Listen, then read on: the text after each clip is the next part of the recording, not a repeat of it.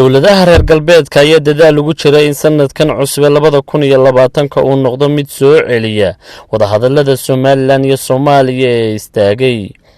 dowladaha reer galbeedka ayaa goclo orod ugu jira in sanadkan 2020 ay kulankoodii u horeeyay yeeshaan labada madaxweyne ee Soomaaliland iyo Soomaaliya Muuse Biixi Cabdi iyo Maxamed Cabdulaahi Farmaajo si loo soo celiyo wadahadalada Hargeysa iyo Muqdisho ee istaagay kadib markii ay labada madaxweyne hawada isu mariyeen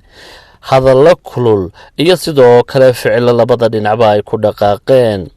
dalalkan waxa ay bilihii u dambeeyay sanadkii dhamaaday 2019 ay u direen diblomaasiyiin jawi hoose ku socday Hargeysa iyo Muqdisho kuwaas oo kulamo la yeeshay labada madaxweyne ee Farmaajo iyo madaxweyne Biixi kuwaas oo lagala hadlay arrimaha wadahadalada.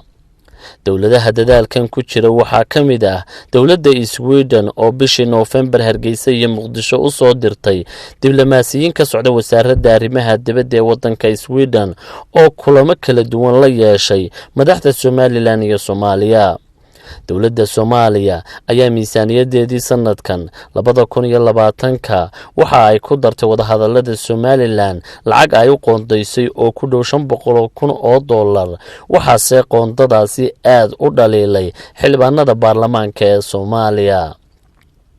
waxaana guddiga madaxweyne Farmaajo u magacaabay wadahadaladu sheegay inay doonayaan in wadahadaladu ay bilaabmaan sida ugu dhaqsaha badan.